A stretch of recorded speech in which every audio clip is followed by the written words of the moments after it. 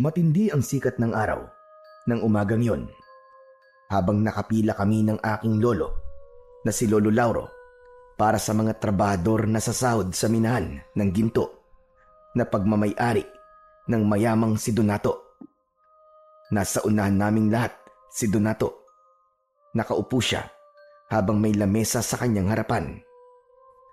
Masusi niyang tinitignan ang kanyang notebook kung saan nakasulat kung ilang araw at ilang oras pumasok ang isang trabahador. Ang trabaho namin ni Lolo Lauro sa minahan ay kami ang naghatid ng ginto sa mga taong bumibili ng ginto kay Donato sa iba't ibang baryo. Nakangiti akong tumingin kay Lolo Lauro at hinawakan ko siya sa braso. Lolo, hindi po ba malaki po ang sasahurin natin ngayon? Tama ka, Eugene. Hindi tayo lumiban kahit isang araw sa loob ng isang buwan. Pasensya ka na nga pala kung kailangan natin magtrabaho ng walang pahinga. Dahil kailangan na nating matubos sa bangko yung pagkakasanla ng lupa natin. Pero huwag kang mag-alala kasi malapit na tayo matapos sa pagbabayad doon. Sana nga po matapos na po tayo sa pagbabayad sa bangko para makabalik na po ako sa pag-aaral. Kaunting tiis na lamang, apo, at makakapag-aral ka na ulit. Hindi ako papayag na hindi ka makakapagtapos kahit high school man lang. Ayokong habang buhay ka nagtatrabaho rito sa minahan. Pero Lolo, mabibili na po ba natin yung nakita kong laruan truck sa bayan? Yung sinabi ko po sa inyo na gusto ko? Aba, oo naman. Sa Biyernes ay magpupunta tayo sa bayan.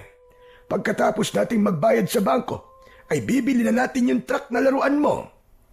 Yay! Salamat po, Lolo. Talagang gusto ko po mabili yung truck-truckan na yun eh. Hindi nawala ang ngiti sa labi ko matapos sabihin ng lolo ko na bibili na namin yung laruan na matagal ko nang gustong-gusto. Ganyan talaga si Lolo Lauro. Kahit mahirap lang kami, ay humahanap pa rin siya ng paraan para maibigay ang mga gusto ko bilang isang batang musmos. Pero hindi ko naman siya pinipilit kapag hindi niya talaga kaya. Naiintindihan ko kasi ang buhay na meron kami. Bago ang luho ko, kagaya ng mga laruan, ay inuuna muna namin ang mga talagang kailangan namin, lalong-lalo na ang pagkain. Nang kami na ang nasa harapan, ay sandali kaming tinignan ni Donato. Tinignan niya ang kanyang notebook at humithit siya sa tabako niya. Aba! Totoo ba ito? Wala pala kayong absent na maglolo, ha? Yan! Ganyan ang gusto ko. Magsipag kayo sa pagtatrabaho sa akin. Kung kinakailangan na huwag kayo magpapahinga, ay gawin nyo! Kailangan kasi namin magsipag nitong si Eugene, Donato. Dapat ay matapos na namin ngayong taon ang pagbabayad sa bangko sa lupa naming nakasanla upang hindi yun mahila. Bakit kasi hindi ka nalang umutang ulit sa akin eh? Gaya ng ginawa mo nung nagkasakit ang asawa mo, hindi ba? Saka na lang siguro kapag nabayaran na namin yun sa bangko. Ikaw ang bahala. Ako naman nag-aalok lang ng tulong. Oh, eto ang sahod yung dalawa. Kinuha ni Lolo Lauro ang puting sobre na inabot ni Donato. Inilabas ni Lolo ang perang nasa loob ng sobre at binilang niya yon. Napansin ko ang pagbakas ng pagkabahala sa muka ni Lolo. Teka, sandali lang, Donato. Bakit kulang itong sahod namin ng apo ko? Anong kulang ang sinasabi mo? Bilangin mo kasi ulit at baka nagkamali ka lang. Ang tanda-tanda mo na hindi ka pa yata marunong magbilang ng tama. Sigurado ako, Donato, kulang ito. Halos kalahati ng dapat ay sahod namin ang kulang. Ah, yun ba? Binawas ko na kasi yung konting kulang mo sa idutang mo sa akin dati. Para naman makabawas ka ng utang. Ayaw mo ba nun? Ginawan pa kita ng pabor. Pero kinausap na kita noong nakaraang linggo. At sinabi ko sa'yo na baka pwedeng wag mo munang ibawas sa sahod namin yung pambayad ko sa utang ko sa iyo.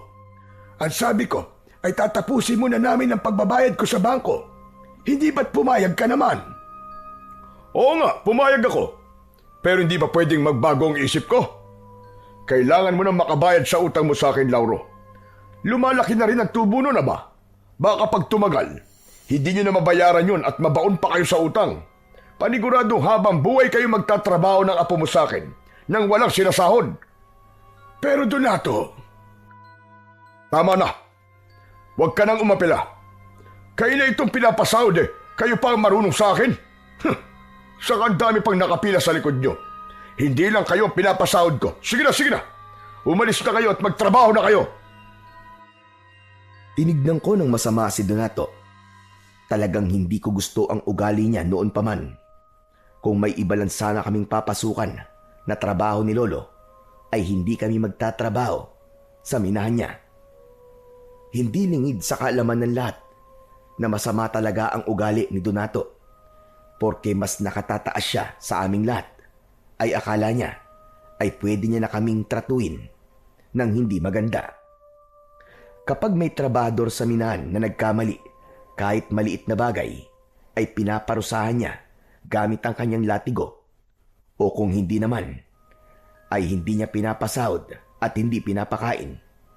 Madalas din na kahit gabi na, ay pinagtatrabaho niya ang mga minero, pero hindi niya dinadagdagan ang sahod.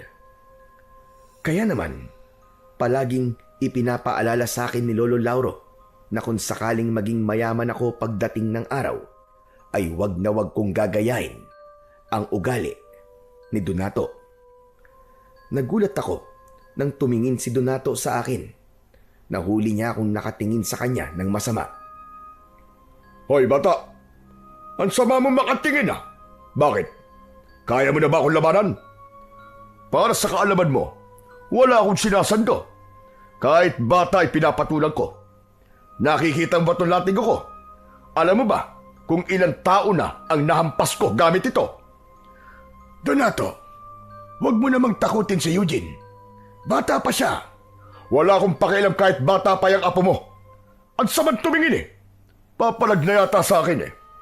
Tinuturuan mo ba yan ang tamang pag-uugali? Tinuturuan po ako ng lolo ko ng tamang asal. Pero may kilala po ako na kailangan po maturuan ng tamang ugali. At sinong tinutukoy mo? Ako? Wala po akong sinabi na kayo po yun. Sa bibig niyo po yun ang galing. Abat, napakatabil talaga ng dila mo, bata ka. Hoy Lauro, pagsabihan mo yung apo mo ha. Kaya bata-bata pa eh. Napakasama na ng ugali. Pasensya ka na, Donato. Eugene, tara na. Magsimula na tayo magtrabaho. Hinawakan ako ni Lolo Lauro sa braso at umalis na kami sa harapan ni Donato.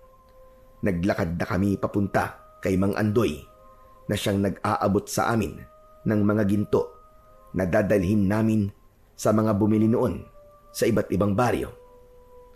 Si Lolo Lauro lang ang lumapit kay Mang Andoy.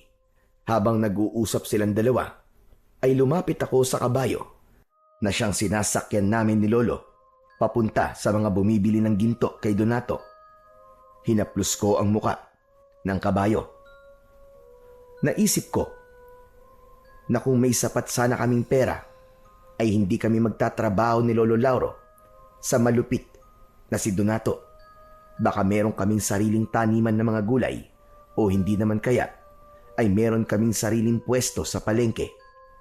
Hindi ko rin sana kailangan pang huminto sa pag-aaral at sigurado ko na makakapagtapos ako hanggang kolehiyo. Napapitlag ako nang marinig ko ang boses ni Lolo Lauro sa aking likuran. Tara na! 3 baryo ang kailangan natin puntahan. Ihuli na lang siguro natin itong San Agustin dahil ito ang pinakamalayo. Malayo nga po yun ah. Hindi po ba unang beses nating maghahatid doon ng ginto? Tama ka, Apo. Kaya paniguradong aabutin tayo ng hapon bago tayo makabalik. Kaya simulan na natin ang trabaho natin. Tinulungan ako ni Lolo na sumakay sa kabayo. Inabot niya sa akin ang isang bag na naglalaman ng mga ginto at saka siya naman ang sumakay. Habang naglalakbay kami sa unang baryo na pupuntahan namin, ay hindi ko napigilan ang magtanong kay Lolo. Lo, hanggang kailan po ba tayo magtatrabaho kay Mang Donato? Natatakot po kasi ako na baka isang araw, tayo naman po ang saktan niya kapag nagkamali tayo. Hindi po ba ganun po ang ginagawa niya sa mga minerong nagkakamali? Hindi ko alam, Apo. Wala naman kasi tayong ibang mahahanap na trabaho. Lalo na ako. Hindi ako nakapagtapos kahit high school man lang. Nang matuto na akong magbasa, magsulat at magbilang, pinagtrabaho na kagad ako ng nanay ko. Basta gawin na lang natin ang maayos ang trabaho natin at sigurado ko na hindi naman tayo sasaktan ni Donato. Pero ganun po ba talaga, Lo, kapag mayaman? May karapatan na po kagad manakit ng ibang tao? Hindi, Apo. Walang kinalaman ng estado ng buhay ng isang tao sa kung paano niya dapat tratuin ng mga nakapaligid sa kanya. Sadyang ganun na kasi ang ugali ni Donato. Pero kahit paano, ay nauunawaan ko siya. Alam mo kasi, bata pa lang yan si Donato, ay nagtatrabaho na siya. Marami siyang pinasok na mabibigat na trabaho at karamihan sa mga trabahong yon ay nagkaroon siya ng hindi magandang karanasan. Gaya po ng ano, Lo? Yung nagtatrabaho siya, kahit ang sahod niya ay pagkain lang. Minsan nakikita ko rin siyang sinasaktan ng amo niya sa junk shop kung saan siya nagtrabaho nung binatilyo pa siya. Tapos ginagawa siyang laruan ng ibang trabador sa palengke. Kaya yung mga naranasan niyang hindi magaganda ay ginagawa niya sa mga taong nagtatrabaho sa kanya ngayon. Kumbaga yun ang paraan niya ng paghihiganti sa hindi magagandang naranasan niya nung mahirap pa siya. Pero Lo, yung mga trabahador po sa minero, hindi naman po sila nanakit kay Mang Donato, di ba? Bakit po silang ginagantian niya? Hindi ko rin alam, Apo. Pero ito ang tandaan mo. Hindi dahilan na inapi ka noon, kaya mang-aapi ka rin ngayon. Dapat nga ay maging maganda ang pagtrato mo sa kapwa mo kapag nakaranas ka ng mga naranasan ni Donato. Dahil alam mo ang pakiramdam ng tinatapak-tapakan. Kaya sana ay magising na si Donato na mali ang kanyang ginagawa. Nang mga panahong yon, may awa akong naramdaman para kay Donato matapos kong marinig ang kwento ng aking Lolo Lauro. Hindi ko kasi akalain na pinahirapan pala ng sobra si Donato noong kabataan niya. Pero tama naman si Lolo. Dapat ay hindi ginagawa ni Donato sa mga minero ang naranasan niya noon. Malinaw kasi na sa mga mas nakakababa sa kanya niya, ibinubunton ang galit niya sa mga taong nagpahirap sa kanya dati. Mabilis naming napuntahan ni Lolo Lauro ang unang 2 baryo dahil malapit lang ang mga yon. Naibigay din namin sa mga taong pagdadalhan namin ng ginto ang mga binili nilang ginto. Sandali lang kaming nagpahinga upang kainin ang baon naming pagkain dahil nakaramdam na kami ng gutom. Pagkatapos kumain ay nagsimula na kaming maglakbay papunta ng San Agustin.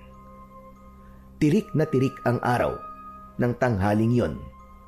Kaya naman masakit yun sa balat. Pero tiniis namin yon ni Lolo dahil kailangang matapos namin ang aming paghatid ng ginto. Hapon na nang narating namin ang San Agustin. Kapansin-pansin ang katahimikan sa baryong yon. Kakaunti lamang ang mga taong nasa labas at pinagtitinginan nila kami dahil siguro sa bagong muka kami sa baryong yon. Nagtanong-tanong si Lolo Lauro sa mga tao roon kung saan nakatira si Ramona at madali namang naituro sa amin ang bahay ng pagdadalhan namin ng ginto. Huminto ang kabayong sinasakyan namin sa isang bahay na gawa sa kahoy at ang bubong ay pawid. Naunang bumaba si Lolo. Sa kanya ako tinulungang makababa. Lumapit kami sa gate na gawa sa kawayan. Tao po! Tao po! May tao ba riyan? Bumukas ang pinto ng bahay. Lumabas ang isang matandang babae na may maaliwalas na muka. Maayos na nakapusod ang buhok niya sa likod. Lumapit ang matandang babae sa amin. Abay, sino kayo? Anong kailangan nyo? Dito ba nakatira si Ramona? Dito kasi kami itinuro ng mga tao. Ako si Ramona. Anong kailangan nyo sa akin? May ang tagatid ng ginto mula sa minahan ni Donato. Dala na namin ang mga gintong binili niyo sa kanya. Ako nga pala si Lauro. At ito naman ang apo kong si Eugene. Eto na pala yung mga gintong binili niyo. Inabot ni Lolo Lauro kay Aling Ramona ang isang maliit na sisidlan na gawa sa makapal na uri ng tela. Agad namang tinanggap yun ni Aling Ramona. Binuksan niya ang sisidlan at napangiti siya nang makita ang mga ginto sa loob. Dako, maraming salamat. Pakisabi kay Donato, maraming salamat. Nagbayad na pala ako kay Donato at buo ko nang nabayaran ng mga gintong ito. Oo, nasabi na yan sa amin ni Andoy. Maraming salamat din. O siya, sige. Aalis na pala kami ng apo ko. Aling Ramona, pwede po ba kaming makiinom ng tubig? Kanina pa po kasi ako nauuhaw eh. Ang layo po kasi nitong baryo nyo, kaya naubos na po ang baon namin tubig. Abay sige, walang problema. Sumunod kayo sa akin sa loob. Nako, nakakahiya ka talaga, bata ka. Kahit kailan ka talaga. Ayos lang yan. Mabuti nga at nagsasabi siya. Isa pa, tubig lang naman ang hinihingi niya. Inaya ulit kami ni Aling Ramona na pumasok sa bahay niya. Sumunod kami ni Lolo sa kanya. Pagpasok namin sa bahay ay nakita ko na maaliwalas ang loob nun. Simple ang pagkakaayos ng mga gamit at halatang masinop ang taong nakatira doon. Tinawag kami ni Aling Ramona sa kusina at itinuro niya sa amin ang water jug. Binigyan niya kami ng isang baso at nauna kong uminom. Matapos uminom ni Lolo ay kinausap ko ulit si Aling Ramona. Aling Ramona, pwede po bang lagyan niyo na rin po ang baonan namin ng tubig? Para naman po may maiinom kami habang pabalik po kami sa minahan. Walang problema, sige lang. Kumuha ka lang dyan ng tubig hanggat gusto mo. Habang nilalagyan ko ng tubig ang plastic na bote, ay narinig ko ang pag-uusap ni na Lolo Lauro at Aling Ramona. Pasensya na sa tanong ko. Pero ano palang ginagawa mo sa mga ginto, Ramona? Napansin ko kasi na sa lahat ng hinatiran namin ng ginto ay ikaw ang pinakamaraming binili. Yan ang negosyo ko. Bumibili ako ng ginto sa minahan, tapos ay ipinagbibili ko rin sa mga gumagawa ng alahas. Nilalagyan ko ng konting tubo para meron naman akong kinikita kahit paano. Magandang negosyo nga yan, lalo na't mabilis tumaas ang presyo ng ginto. Taga rito ka ba talaga sa San Agustin? Hindi, Lauro. Sa ibang lugar talaga ako'y pinanganak. 5 taon pa lang ako dito sa San Agustin. At nagustuhan ko na rito, kaya dito ko na piniling manirahan. Ang pamilya mo pala, nasaan? Patay na ang lahat ng kapatid ko. Hindi naman ako nagkaroon ng asawa, kaya wala akong mga anak. Sa madaling salita, ay mag-isa lang ako sa buhay. Hindi ba malungkot kapag mag-isa? Sayang naman ang negosyo mo kung walang magmamana ng mga pinaghihirapan mo ngayon. Nako, sanay na akong mag-isa. Para sa akin, ay walang problema kahit wala akong kasama sa buhay. Dahil mas payapa nga ang ganon para sa akin. Saka kung sakaling mawala ako, wala na akong pakialam sa mga maiiwan kong pera o kayamanan. Teka, ano ba ito? Isa ba itong interview? At ang dami mong tanong. Pasensya ka na. Masyado ko nawili sa pagtatanong. O ano, Eugene?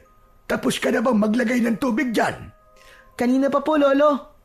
Eh bakit hindi ka nagsasalita? Pambihirang batang ire. Kausap niyo po kasi si Aling Ramona eh. Hindi po ba sabi niyo po sa akin, wag po akong sisingit o makikisali sa usapan po ng mas nakatatanda sa akin? Nakakatuwa naman ang apo mo, Lauro. Mukhang maganda ang mga itinuturo mo sa kanya. Yan ang nag-iisa kong apo na si Eugene. Ang talagang ipinagmamalaki ko dahil napakabait niyang bata. Kaya nang mamatay ang aking asawa, ay hindi ako masyadong nalungkot dahil nandyan si Eugene. Kung ganon, ay balo ka na pala. Ganun na nga, Ramona. Alam mo na, binatang binata at walang sabit. O siya, sige, tutuloy na kami. Masyado na tayo napapasarap sa kwentuhan. Baka abutin na kami ng dilim sa daan. O sige, mag-iingat kayo. Oo nga pala. Dalhin nyo na itong mga tinapay para meron kayong makakain sa daan.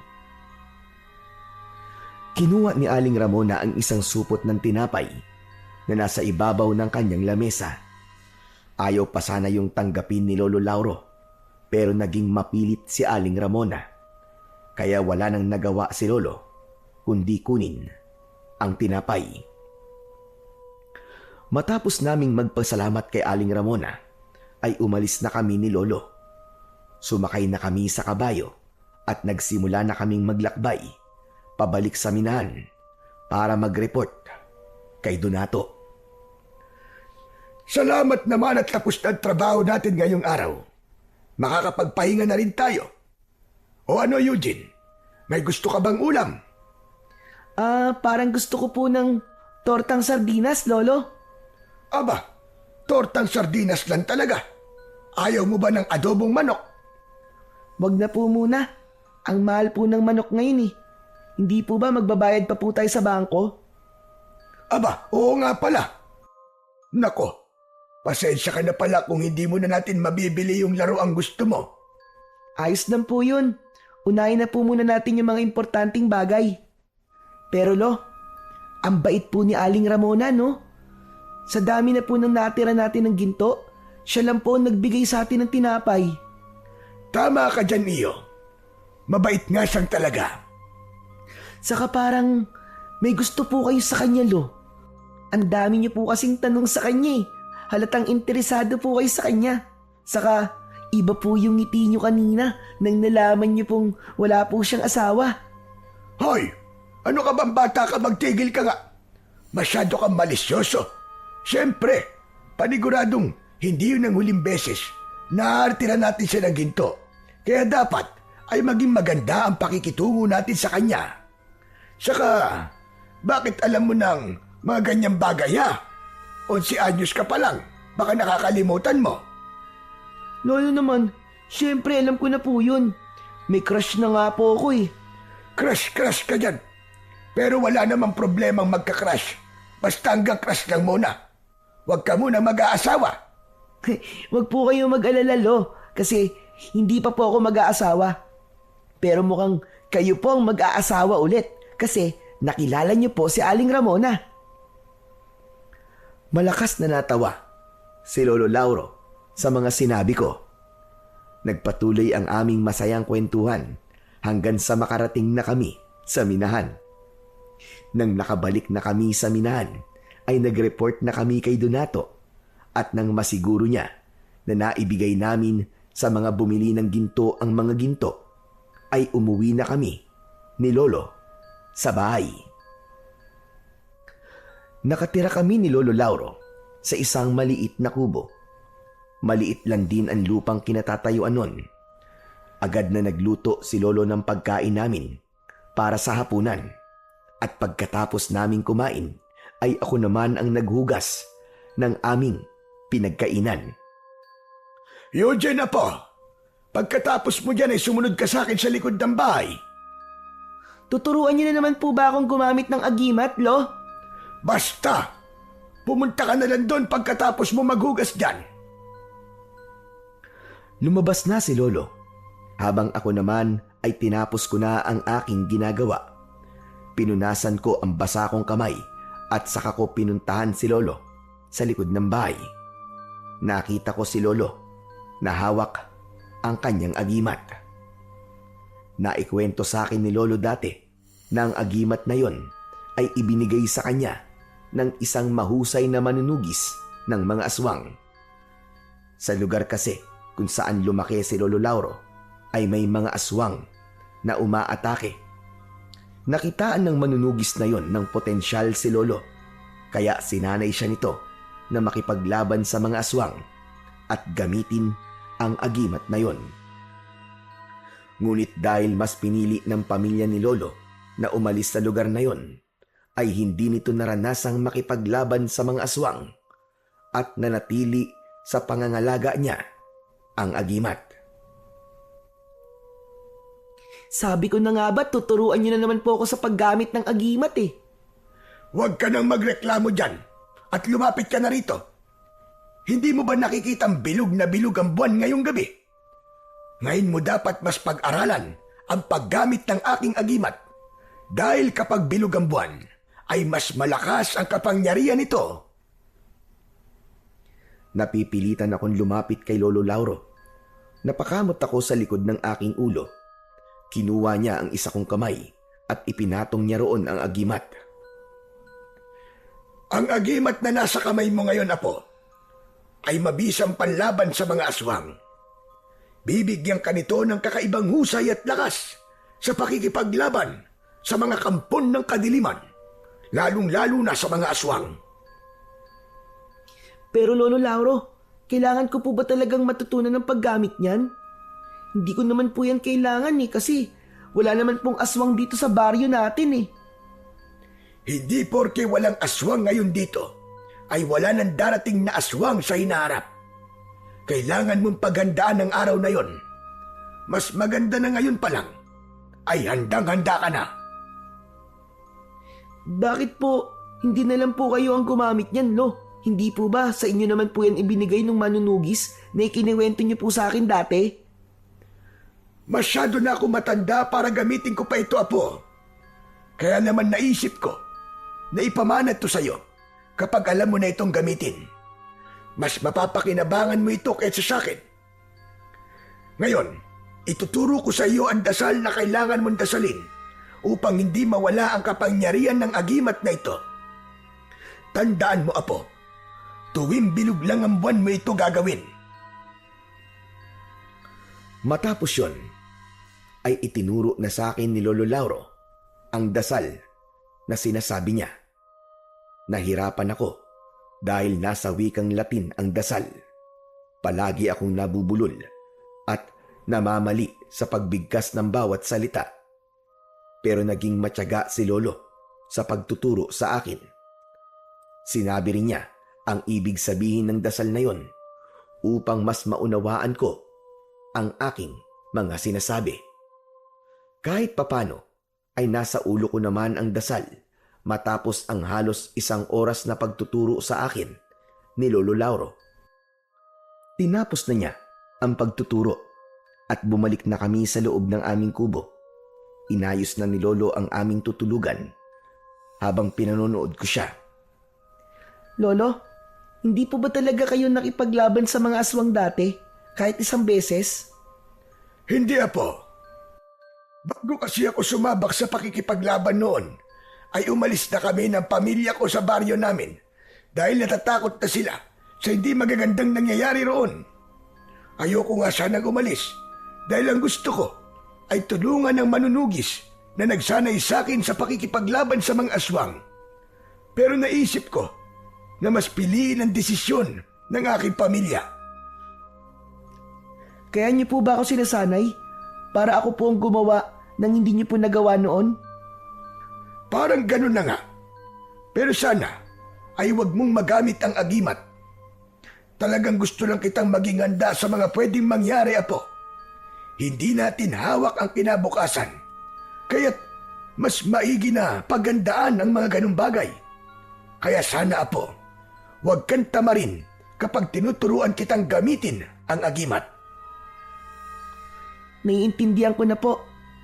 Sorry po, Lo kung palagi po akong tinatamad kapag tinuturuan niyo po ako. Pero pangako po, simula po ngayon ay seseryosohin ko na po ang mga ituturo niyo sa akin. Mabuti naman kung ganon. Halika na, matulog na tayo at maaga pa tayo bukas. Bago kami humiga ni Lolo, ay nagdasal muna kaming dalawa.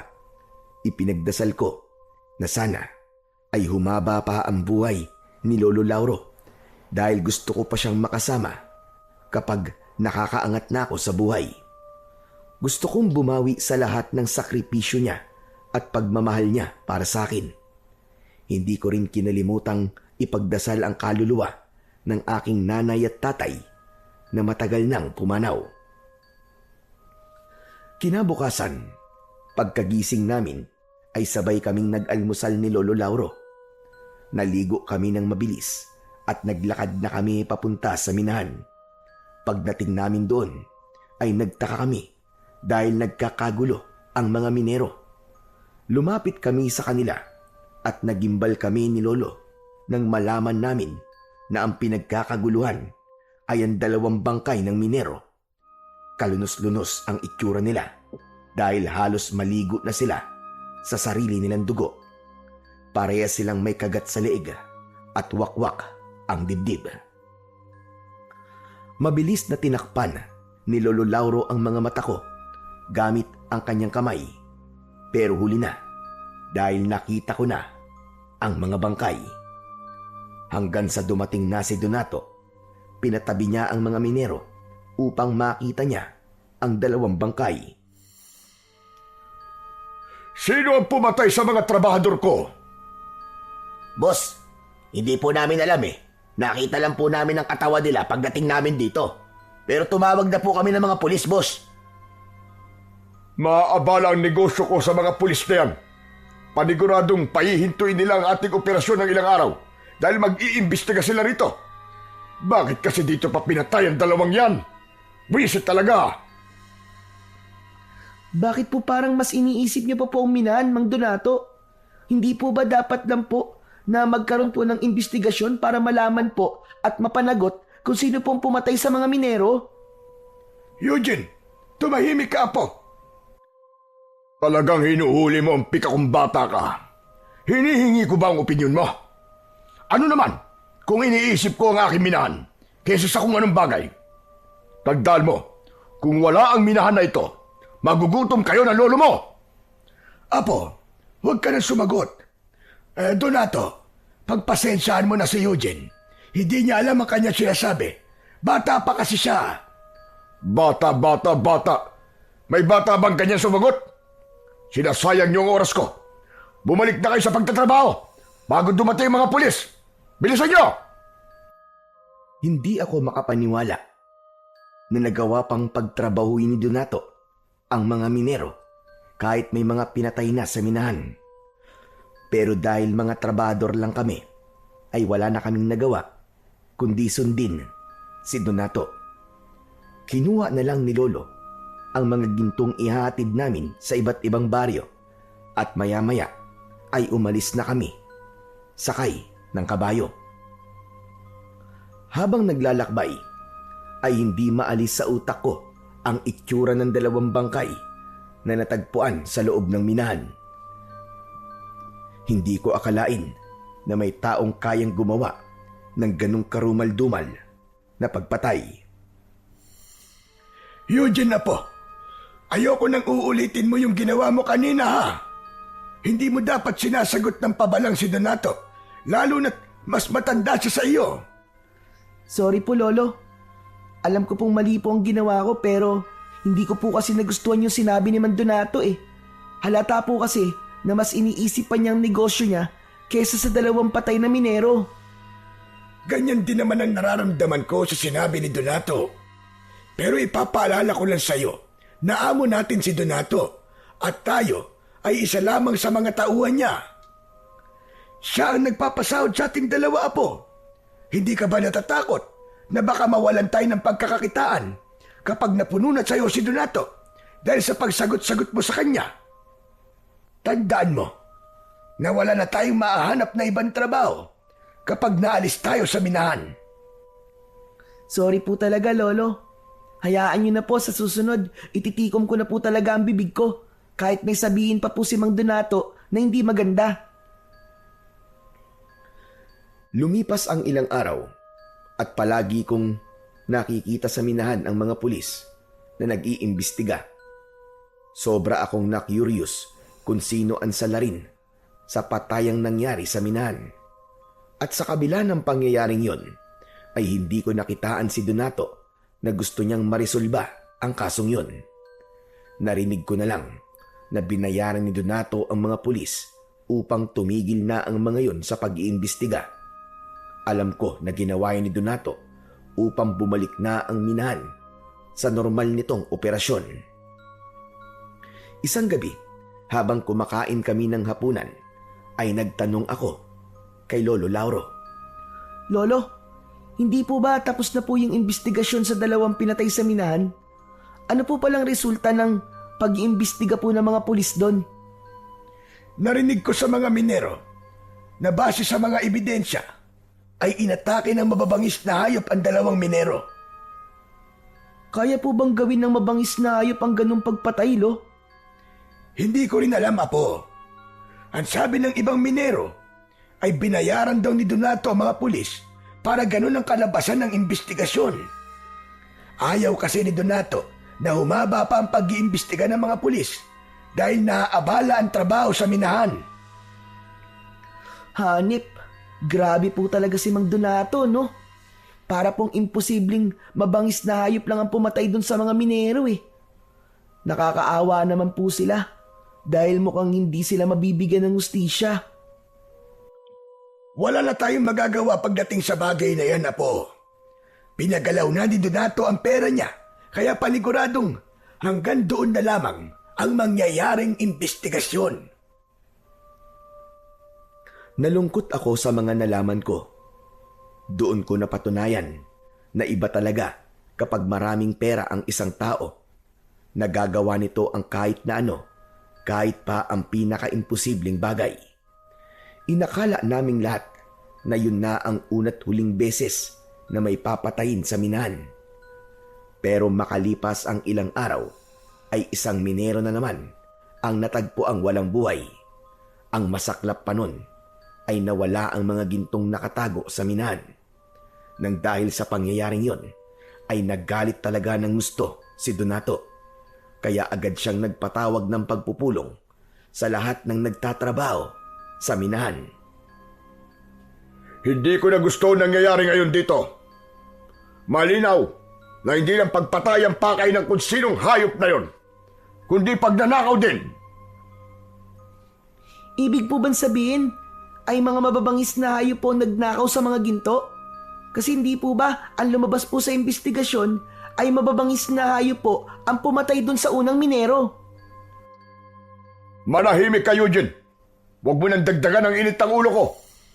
Eugene, Apo, ano ba sinabi ko sa'yo? Tama na yan. Napayuko ako at pinilit ko na wag nang magsalita. Nararamdaman ko na mauulit pa ang patayan at pagnanakaw na to. Kaya kailangan mahuli na kung sino man ang gumagawa nito sa akin. Napakalaking halaga ng ginto ang nawawala. Kaya simula mamayang gabi, ay dadagdagan ang mga magbabantay dito sa minahan. Kung dati ay 2 o 1 lang ang nagbabantay, ngayon, gagawin ko ng 5. At kung sino man na makakahuli sa mamamatay tao na yon at magnanakaw na yon, ay magkakaroon ng gantimpala sa akin. Umugong ang budungan ng mga minero. Marami ang natuwa dahil sa gantimpalang sinabi ni Donato, kahit wala pang nakakaalam kung anong klaseng gantimpala yon. Ano namang gantimpala ang makukuha ng makakahuli sa kriminal, Donato? 50,000 piso. Agad kong ibibigay yon sa makakahuli sa magnanakaw ng mga ginto ko. Kaya kung ako sa inyo, ayusin ninyo ang inyong pagbabantay para kayo ang makakuha ng gantimpala.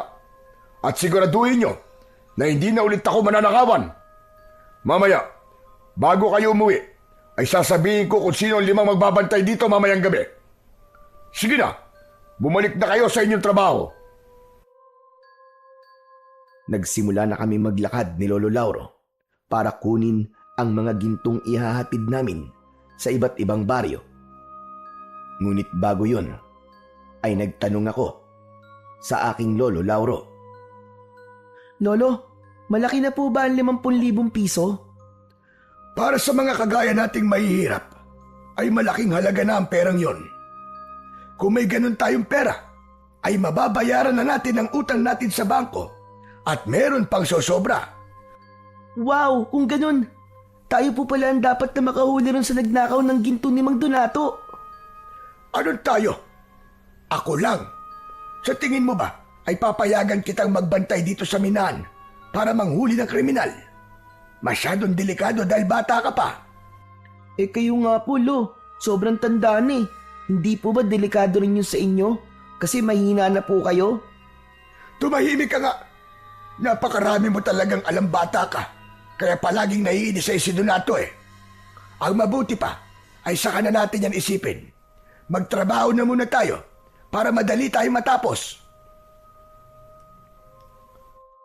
Patuloy kong inisip ang perang gantimpala na makukuha ng makakahuli sa kriminal. Naisip ko na kung isa sa amin ni Lolo ang makakakuha ng perang yon, ay napakalaki ng magiging pagbabago sa aming buhay. Nang araw na yon ay isa si Aling Ramona sa mga pinagdalhan namin ng ginto. Napansin ko ang pagniningning ng mga mata ni Lolo Lauro nang makita nito ang matandang babae na si Aling Ramona.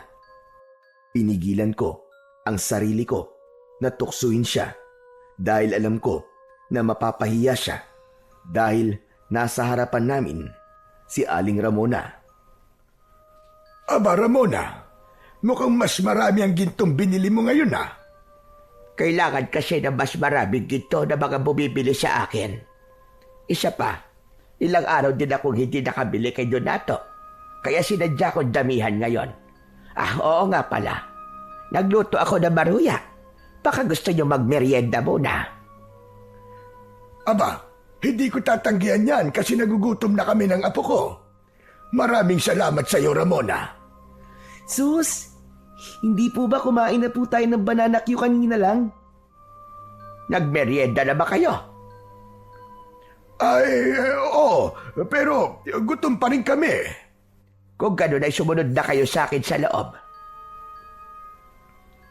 Matamis na ngumiti sa amin si Aling Ramona. Pagpasok namin sa bahay niya, ay dumiretso kami sa kusina. Inihain niya ang mga maruya at maya-maya pa ay nagsimula na kaming kumain. Oo nga pala. Hindi ka ba naiinip dito? Lalo na't mag-isa ka lang. Hindi naman. Gaya na sinabi ko sa inyo noon, ay sanay na akong mag-isa. Saka may pinaglilibangan ako. Nag-aalaga ako ng iba't ibang halaman na namumulaklak. Talaga? Pwede ko bang makita ang bulaklak mo? Ang mga bulaklak. Oo naman. Alam mo, ngayon lang may nagka-interes na makita ang mga tanim kong bulaklak. Halika, samahan mo ako sa likod. Doon nakatanim ang aking mga bulaklak. Ikaw ba, Eugene? Gusto mo ba sumapa? Hindi na po.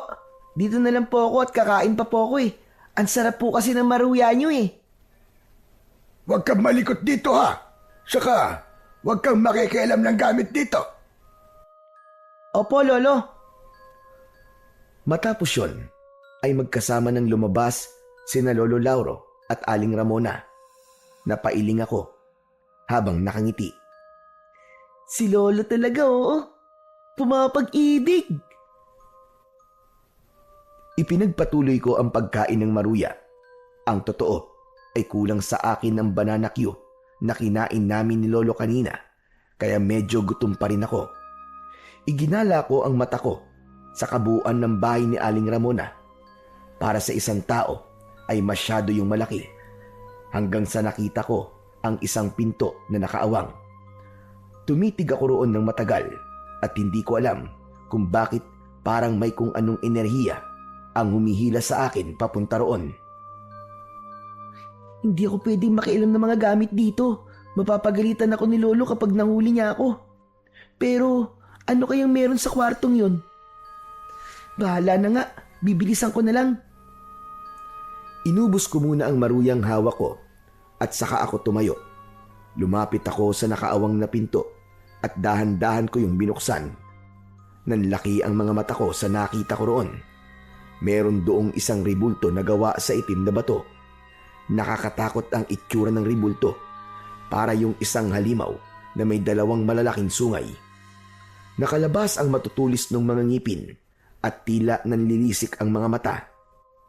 Sa paanan ng ribulto ay merong napakaraming ginto.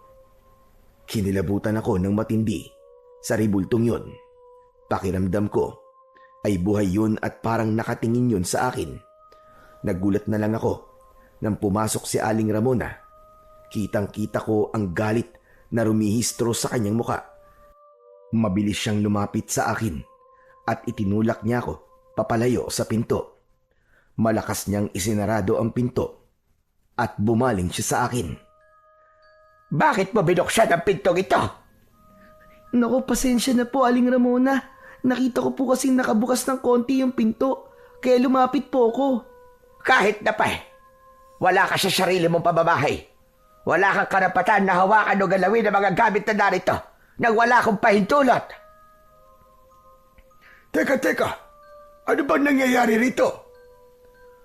Lumapit sa amin si Lolo Lauro. Nakakunot ang kanyang noo at halatang naguguluhan.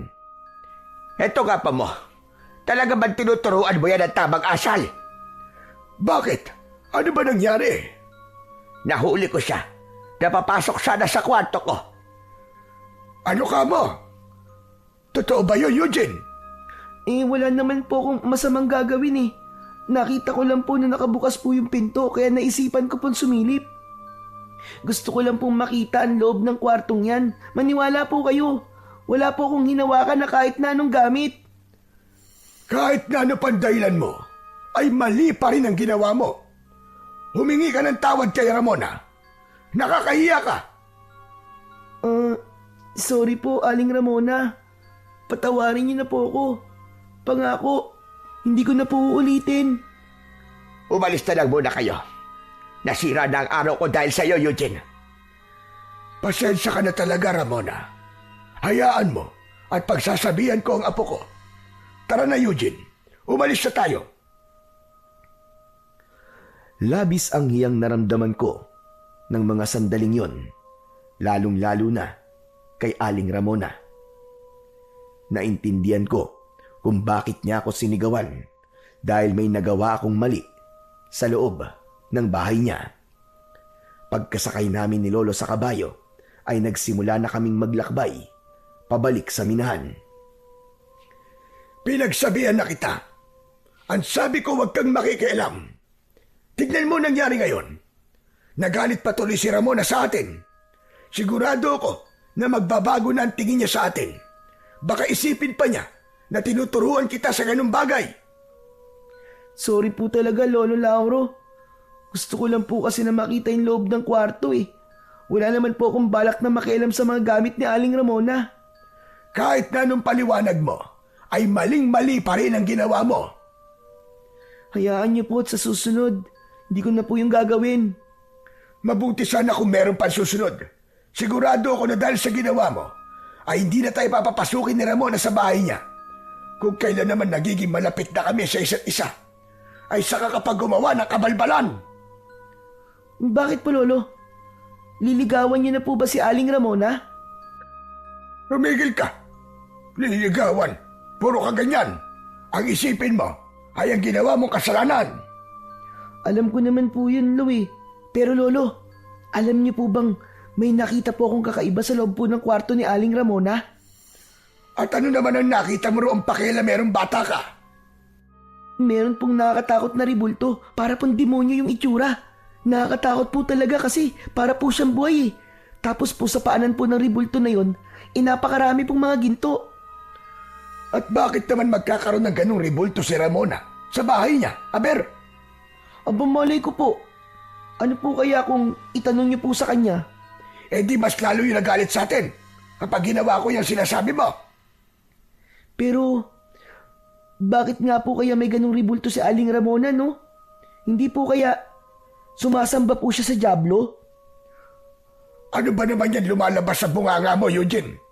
Kung ano-ano na lang ang naiisip mong bata ka. Paano naman sasamba sa dyablo si Ramona? Napakabait ng tao.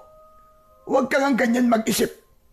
Nakakita ka lang ng nakakatakot na ribulto sa bahay ni Ramona pag-iisipan mo na kagad siya ng masama. Basta, kung sakaling papasukin ulit tayo ni Ramona sa bahay niya, ay huwag mo nang uulitin ang ginawa mo kanina. Nagkakaintindihan ba tayo? Opo, Lo. Pangako po. Habang patuloy kaming naglalakbay pabalik sa minahan, ay hindi pa rin maalis-alis sa isip ko ang ribultong nakita ko sa bahay ni Aling Ramona. Bigla akong kinilabutan dahil pakiramdam ko hanggang sa sandaling yon ay nakatingin pa rin yun sa akin. Nakabalik na kami ni Lolo Lauro sa minahan.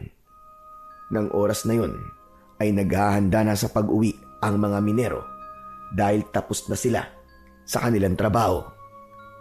Pero kagaya ng sinabi ni Donato ay sasabihin ito kung sino ang 5 trabahador na magbabantay sa minahan sa gabing yon. Nagtipon kaming lahat sa iisang pwesto. Hindi nagtagal ay tumayo na si Donato sa aming harapan. Ngayon, sasabihin ko na kung sino ang 5 magbabantay ngayong gabi. Hindi kayo pwedeng umangal dahil darating din naman ang gabi na pilit kayong magbabantay. Ang mga napili ko para sa gabing ito ay sina Mulong, Andoy, Atong, at ikaw, Lauro. Eugene, ikaw na muna ang bahala sa bahay. Marunong ka naman magluto, hindi ba? Sandali. 4 pa lang yon. At ang pang-5 ay si Eugene. Sandali lang, Donato. Bakit kasama si Eugene sa mga magbabantay mamayang gabi? Masyadong mapanganib para sa kanya ang gagawin namin pagbabantay. Dahil masyado pa siyang bata. Pwede bang pumili ka na lamang ng iba? Hindi ka ba marunong umintindi, ha? Ang sabi ko, hindi kayo pwedeng umangal. Pero bata pa ang apo ko, Donato. Hindi ako pumapayag sa gusto mong ipagawa sa kanya. At bakit hindi? Trabahador ko rin ang apo mo. O sige. Gusto mo bang huwag kong pagbantayin si Eugene ngayong gabi at sa mga susunod na gabi ko na siya itatalaga sa pagbabantay? Pero ipapaalala ko lang sa iyo na iba-ibang grupo magbabantay kada gabi. Kaya maliit ang tsansang magkasama kayong dalawa sa pagbabantay kung hindi siya magbabantay ngayong gabi. Hindi ba dapat matuwa ka pa na pinagsama ko kayo sa isang grupo? Lolo, pumayag na po kayo. Huwag po kayong mag-alala. Mag-iingat na lang po ako. Hindi na nagawang magsalita pa ni Lolo Lauro, pero ramdam ko ang matindi niyang pagtutol na isama ako sa mga magbabantay sa minahan.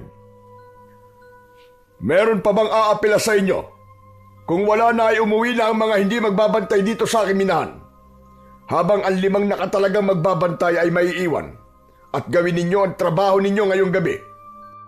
Gawin nyo ang lahat para mahuli nyo ang nagnakaw ng mga ginto ko.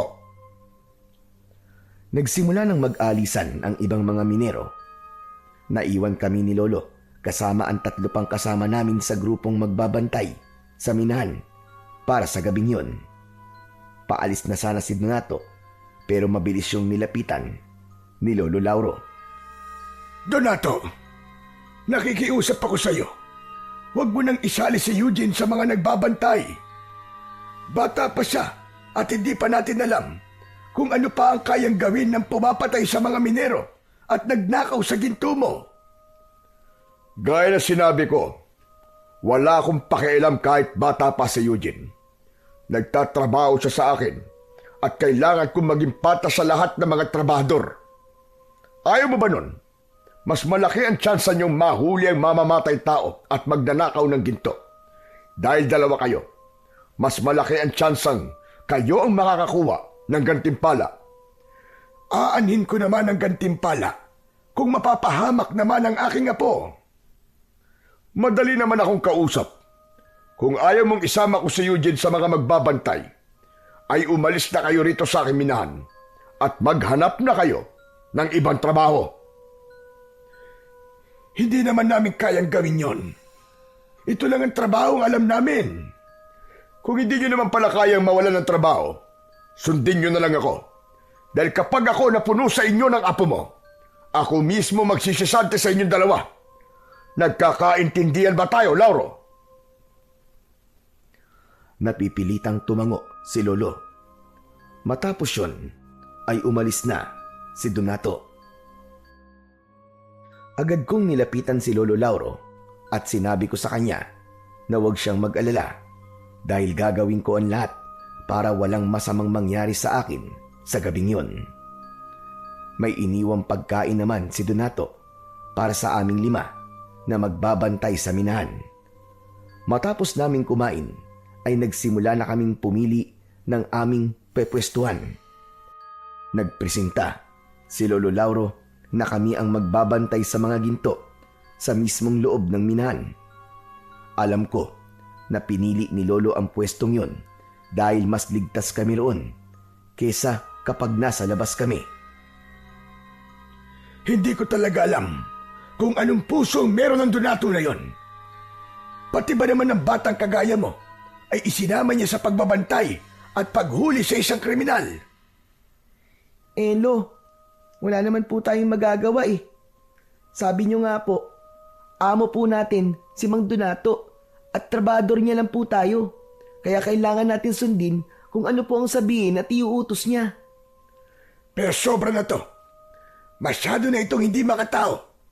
Sana talaga ay dumating ang araw na magbabago pa siya. Parang hindi na po mangyayari yun, Lo. Parang hanggang sa kabilang buhay po eh. Masama pa rin po ang ugali niya eh. Ewan ko po.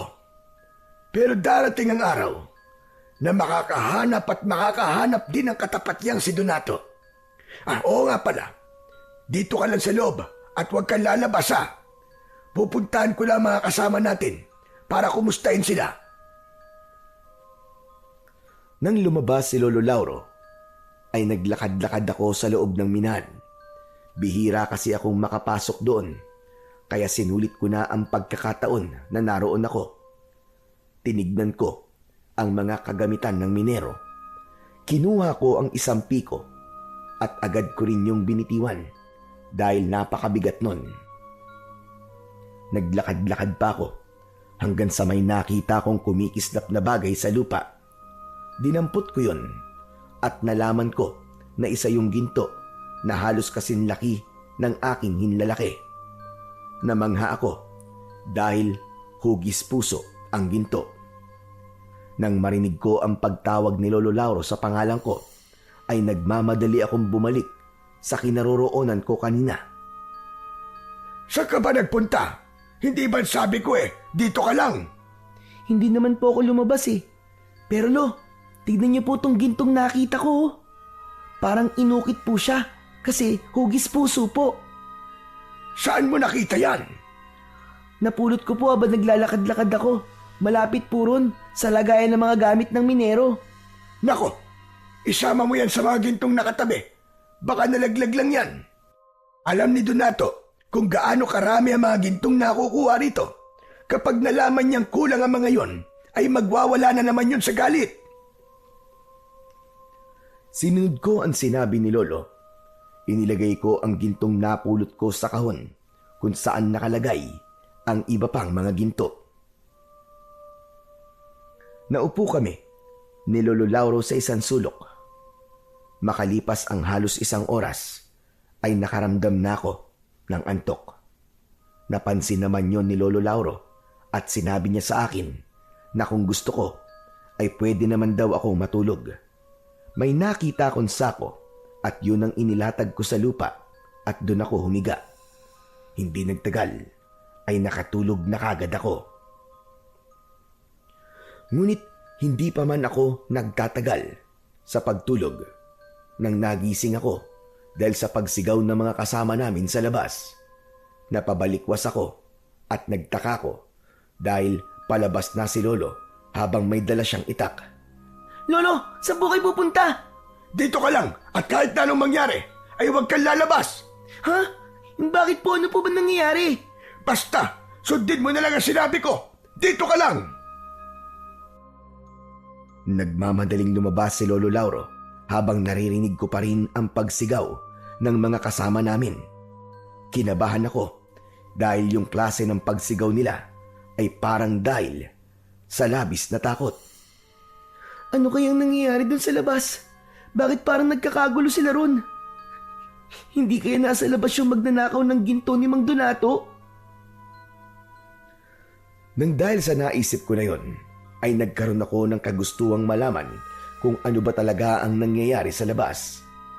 Kaya sa kabila ng sinabi ni Lolo Lauro sa akin na bawal akong lumabas, ay lumabas pa rin ako. Nagtago ako sa likod ng isang malaking bato. Pagsilip ko roon, ay nakita ko ang isa sa mga minero na nilalapa ng isang nakakatakot na nilalang. May mahahabang kuko ang nilalang na yon at ginamit nito yon para wakwakin ang dibdib ng minero. Bukod doon ay matutulis din ang mga ngipin niya at ang mukha niya ay parang sa isang mabangis na halimaw. Mabilis na tumakbo si Lolo Lauro papunta sa inaataking minero at nang makita ng nilalang si Lolo Lauro ay mabilis na tumakbo ang nakakatakot na nilalang. Takot na takot ako sa aking nakita. Nang lapitan ni na Lolo at ng iba pang mga kasama ang walang buhay na minero, ay agad nila yung binuhat at dinala sa malapit na bukana ng mismong minahan. Kahit nakita ako ni Lolo Lauro, ay hindi niya ako pinansin dahil nakatuon ang atensyon niya sa naging biktima ng halimaw. Kahit halatang walang buhay na ang minero, ay binugahan pa rin nila ng hangin ang bibig nun. Sa huli, ay sumuko na lamang si Lolo Lauro. Wala na. Patay na siya. Patay na si Andoy. Lolo, ano po yung umatake kay Mang Andoy? Bakit po ganun ang itsura niya? Hindi ako maaaring magkamali. Sigurado ako na aswang ang halimaw na yon. Aswang ang pumatay kay Andoy at sa iba pang mga minero. Maraming beses na ako nakakita ng aswang at ganun ang halimaw na umatake kay Andoy. Bumakas ang takot sa mukha ng dalawa pang minero habang si Lolo Lauro ay matiim na nakatingin sa bangkay ni Mang Andoy. Pinakuha ako ni Lolo ng mga sako upang gamitin na pantakip sa bangkay. Matapos yun, ay patuloy kaming nagbantay dahil natakot kami na baka muling bumalik yung aswang. Sa awa naman ng Diyos ay hindi na bumalik yung aswang. Hindi siguro niya inakala na maraming magbabantay sa minahan ng gabing yon. Pagsapit ng umaga ay dumating na ang mga minero at si Donato. Nagulat ang lahat nang makita nila na wala ng buhay si Mang Andoy. Ano nangyari rito kagabi? Ha, Lauro? Bakit patay na si Andoy? Donato, bumalik kagabi yung nagnakaw ng mga ginto mo at pumatay sa mga minero. Nasaan ang hayop na yon? Nahuli niyo ba? Hindi namin siya nahuli. Nakatakas siya.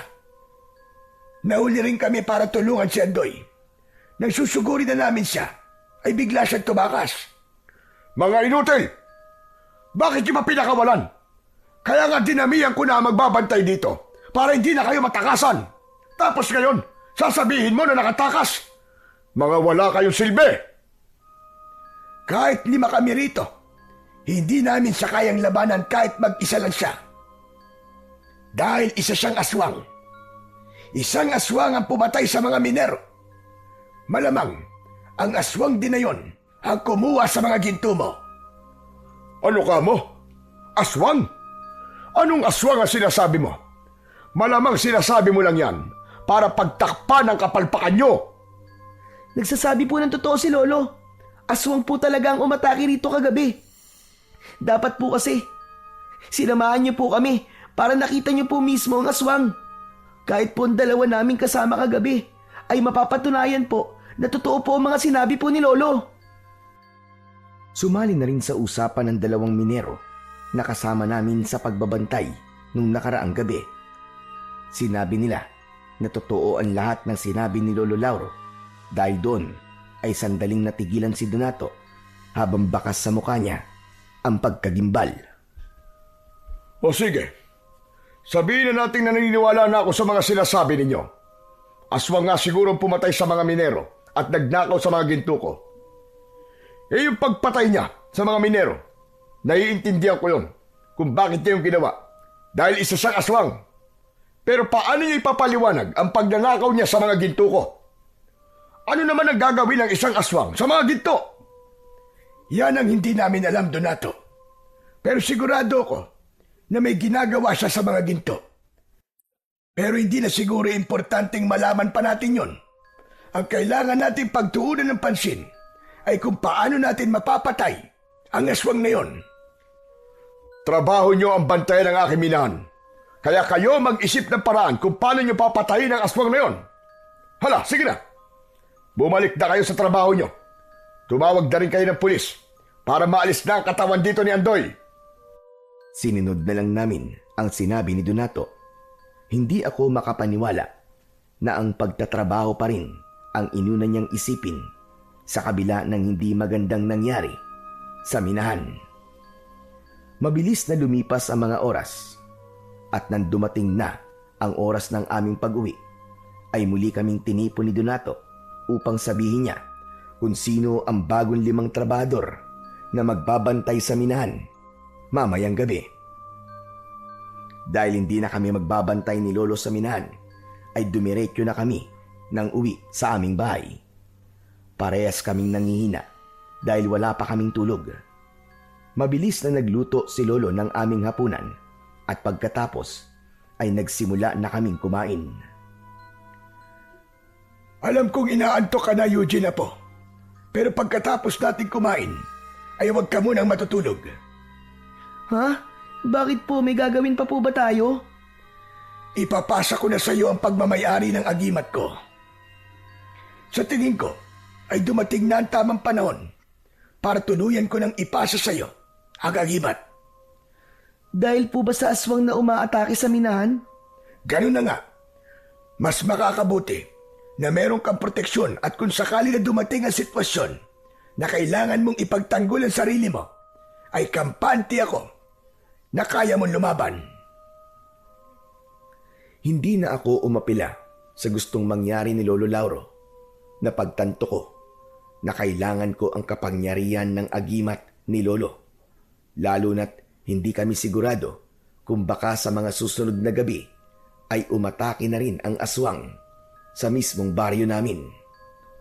Kaya pagkatapos namin maghapunan ay nagtungo kami sa likod ng bahay. Doon ay sinimulan na ni Lolo Lauro ang ritual ng pagpapasa ng agimat sa akin. Kinuha niya ang aking kamay at sinugatan niya ang palad ko gamit ang isang patalim.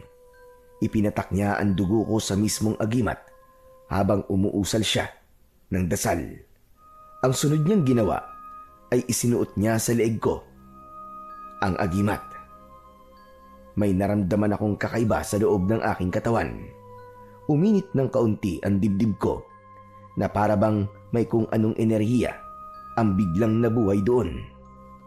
Napahawak ako sa dibdib ko habang nakangiwi. Lolo, parang mainit po ang dibdib ko ah. Saka, nahihirapan po akong huminga, Lolo. Huwag kang mabahala dahil magandang senyalis yan. Ibig sabihin ay unti-unti nang dumadaloy sa katawan mo ang kapangyarihan ng agimat. Tinanggap ka na nito bilang bago nitong tagapangalaga. Hindi naman permanente ang pakiramdam mo na yan. Mawawala rin yan mamaya. Basta tandaan mo, Eugene, bilang bagong tagapangalaga ng agimat na yan, ay may responsibilidad kang ipagtanggol ang mahihina laban sa mga kampon ng kadiliman, lalong-lalo na sa mga aswang. Gamitin mo lamang yan sa kabutihan at hindi para manlamang ng iyong kapwa. Nangangako po ako, Lolo. Nagagawin ko po ang lahat para hindi po kayo mapahiya na sa akin niyo po ipinagkatiwala ang agimat niyo. Nakangiting tinapik ni Lolo Lauro ang balikat ko. Kaya hindi na siya nagsalita at nakita ko sa mga mata niya ang tiwala niya sa akin na kaya kong pangalagaan ang agimat na yon. Kinabukasan, pagdating namin ni Lolo sa minahan ay nagimbal na naman kami sa sumalubong sa amin. 2 sa nagbantay sa minahan ang pinatay ng aswang. Ayon sa mga nakaligtas, ay ninakaw din ng aswang ang mga ginto. Nang dahil sa pangyayaring yon, ay nagdesisyon na si Donato na sa bahay na nito itago ang mga ginto. Sa araw na yon, ay muli kaming nagpunta sa bahay ni Aling Ramona dahil kailangan naming maghatid sa kanya ng ginto. Mona, gusto ko palang humingi ulit ng tawad sa nagawa ng apo ko nung huling beses na nagpunta kami rito. Pinagsabihan ko na si Eugene at nangako siya na hindi niya na yun uulitin pa.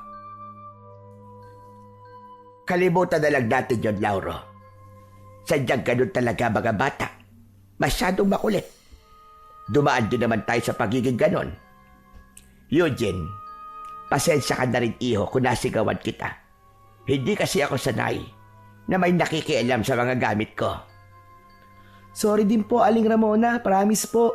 Hindi ko na po uulitin yon. O siya, sige na. Kailangan na pala naming umalis. Dapat ay makabalik na kami sa minahan bago dumilim. Meron pa kasi doong pagpupulong na gagawin. Pagpupulong? Abay para saan? Pipiliin kasi sa amin ni Donato kung sino magbabantay sa minahan mamayang gabi. Alam mo kasi, may aswang na sumasalakay sa minahan tuwing gabi at pinapatay ang mga minero. Pero sa palagay ko, mga ginto ang totoong pakay niya. Kailangan lang talagang patayin ang aswang na yon ng mga nagbabantay para makuha niya ang mga ginto. Nakakakilabot naman ang sinasabi mo na yan. Kaya nga po, yung mga nakatagong ginto po sa minahan ay dinala na po muna sa bahay ni Mang Donato para doon po itago. Nasa bahay na ni Donato ang mga ginto. Oo, para hindi na makuha ng aswang. O paano, Ramona? Aalis na kami ng apo ko. Baka mapasarap pa ang ating kwentuhan dito. Lolo, sandali lang po. Naiihi po kasi ako eh. Aling Ramona, pwede po ba akong makigamit po ng banyo nyo? Abay, oo naman. Pumasok ka nila sa loob. Yung nag-iisang pinto sa kusina, ang banyo. Nagmamadali akong pumasok sa bahay ni Aling Ramona habang nagpatuloy sila ni Lolo sa pag-uusap sa labas. Agad akong nagtungo sa banyo. Mabilis akong natapos sa dapat kong gawin. At nang lumabas ako ng banyo, ay nakita ko yung pinto kung saan nakalagay yung nakakatakot na rebulto. Alam ko na bawal na akong pumunta roon, pero matindi ang bulong sa tenga ko na kailangan kong makita muli ang rebulto. Hindi ko na napigilan ang aking sarili at lumapit ako sa pinto. Marahan ko yung binuksan at tuloy-tuloy akong pumasok. Lumapit ako sa rebulto at naramdaman ko ang bahagyang pag-iinit ng agimat na suot ko. Dumako ang mata ko sa mga gintong nasa paanan ng rebulto at napansin ko na mas dumami na ang mga yon. Napakunot ang noo ko ng isang pamilyar na ginto ang nakita ko roon. Yun yung hugis pusong ginto na nakita ko sa minahan. Kinuha ko yun upang makita ko yun ng malapitan. Hindi ako pwedeng magkamali. Ito nga yung gintong nakita ko sa minahan. Ito yun. Pero, bakit nandito to? Naputol ang aking pag-iisip nang marinig ko ang pagtawag ni Lolo Lauro sa akin. Inilagay ko sa bulsa ng aking short ang hugis pusong ginto. Nagmamadali akong lumabas ng silid na yon at isinarado ko ang pinto. Lumabas na ako ng bahay ni Aling Ramona at lumapit ako kay Lolo. Bakit ang tagal mo naman? Baka mamaya Nakialam ka na naman ng kung ano sa loob ah. Hindi po, Lo. Napatagal lang po ako sa paggamit ko po ng banyo. Nagpaalam na kami kay Aling Ramona. Maya-maya pa ay nakasakay na kami ni Lolo sa kabayo habang pabalik sa minahan.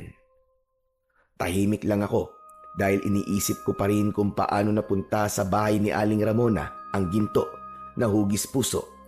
Gayong sa pagkakaalam ko ay kasama yon sa mga ninakaw ng aswang. Hanggang sa napagdugtong-dugtong ko na ang mga pangyayari. Lolo, sa tingin ko po, kilala ko na po kung sino ang aswang. Ha? Anong sinabi mo? Yung aswang po na umaatake sa minahan at yung nagnanakaw po ng mga ginto. Kilala ko na po kung sino siya. Baka naman kalokohan na naman yan ah. O sige, sino ba ang aswang? Mahirap pong paniwalaan, Lolo Lauro eh. Pero sigurado po ako 100% na si Aling Ramona po ang aswang. Sabi ko na nga ba't kalokohan na naman yung sasabihin mong bata ka eh? Ano't sinasabi mo na aswang si Ramona? Lo, totoo po ang sinasabi ko. Maniwala po kayo sa akin. Aswang po talaga si Aling Ramona. Napaka-imposible niya sinasabi mo, Eugene.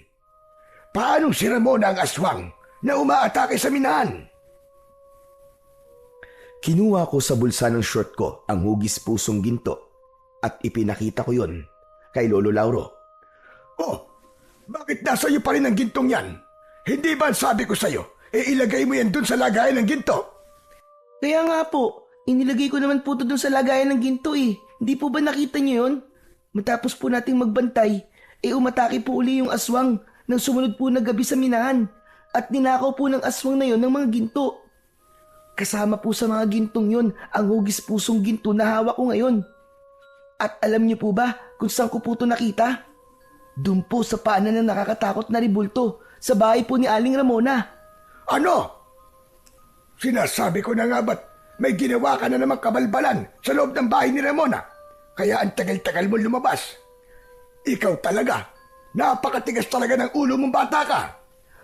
Lolo, huwag niyo na pong pansinin kung nakialam po ako sa bahay ni Aling Ramona. Ang importante po ay alam na po natin kung sino po ang aswang. Nung nakita ko po kasi kanina yung pinto po ng kwartong kinaroroonan po ng ribulto, ay para po may bumubulong sa akin na pumasok po ko ron. Malakas po talaga ang pakiramdam ko na ang diwa ng agimat ang gumawa nun para malaman ko po ang katotohanan. Sandaling natahimik si Lolo Lauro sa mga sinabi ko sa kanya. Ramdam ko na pinag-iisipan niya rin ng gusto ang mga nalaman niya sa akin.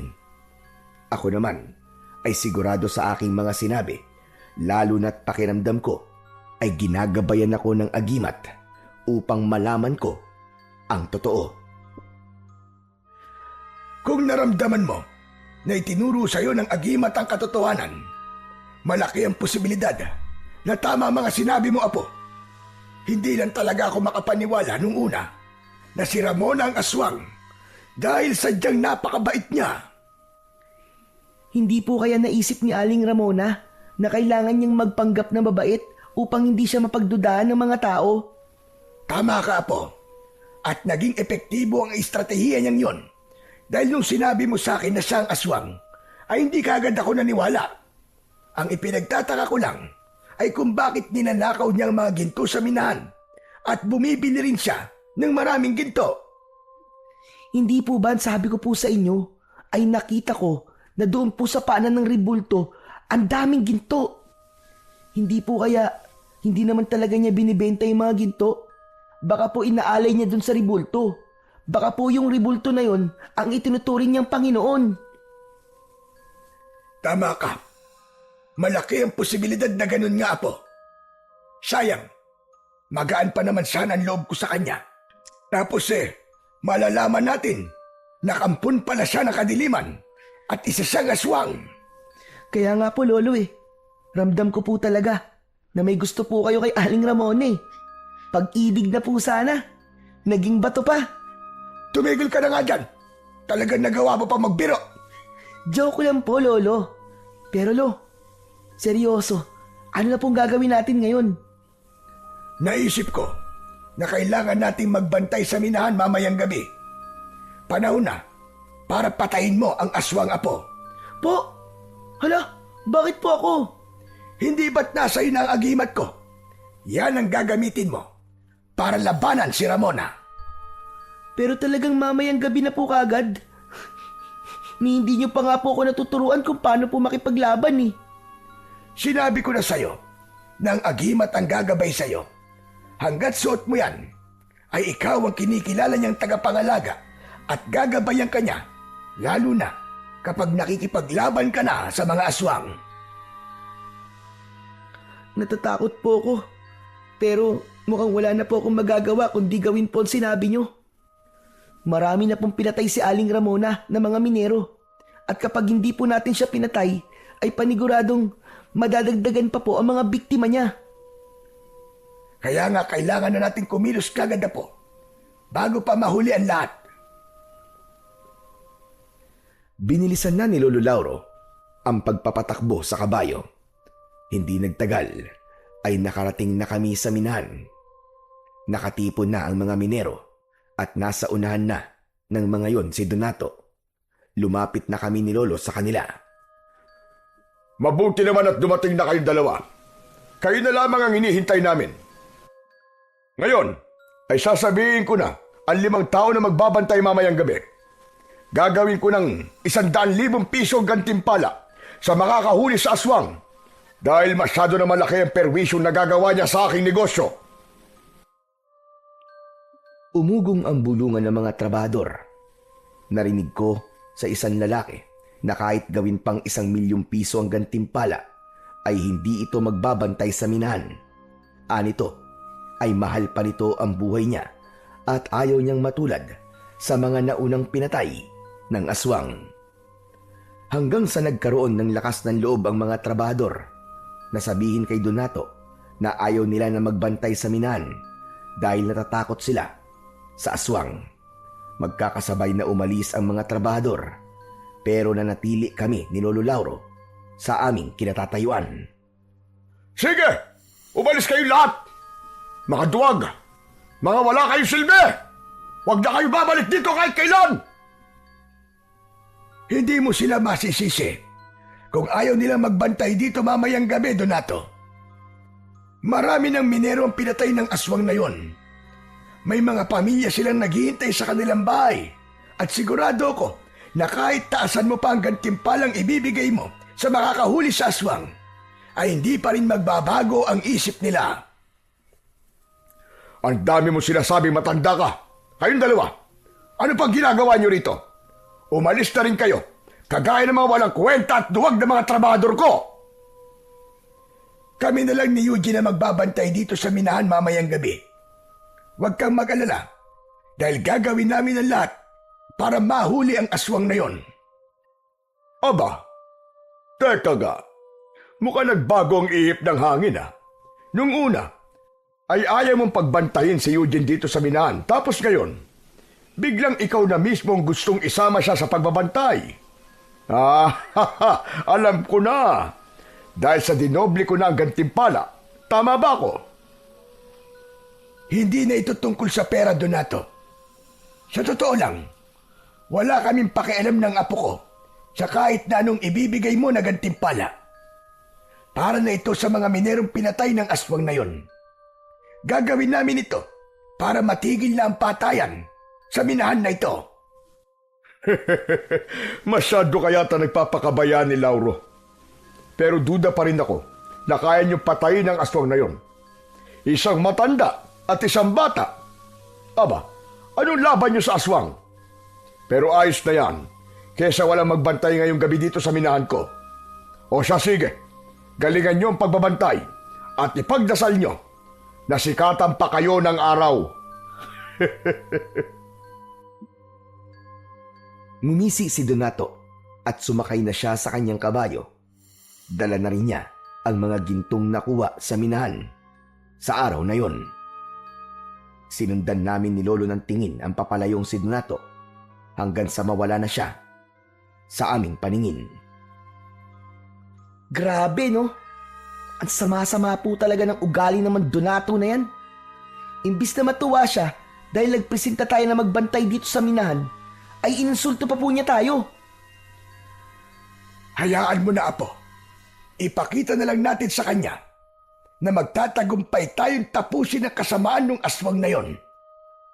Ituon natin ang ating atensyon sa pagbabantay. Ang mabuti pa ay magdasal na muna tayo. Pinangunahan ni Lolo Lauro ang pagdadasal. Pumikit kami habang nakayuko.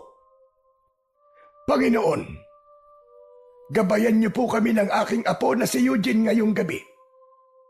Patatagin niyo po sana ang aming kalooban upang magawa po naming harapin ang panganib na maaari naming suungin. Humihingi po ako sa inyo ng proteksyon at higit sa lahat, bigyan niyo po ng tapang at lakas ng loob ang aking apo kung sakaling makakaharap niya ang kampon ng kadiliman na aswang mamayang gabi. O Panginoon, o Hari ng lahat, itinataas namin ang lahat sa inyo. Alam ho namin na hindi mo kami ipababayaan. Matapos naming magdasal sa Panginoong Diyos, ay nagkaroon ako ng lakas ng loob.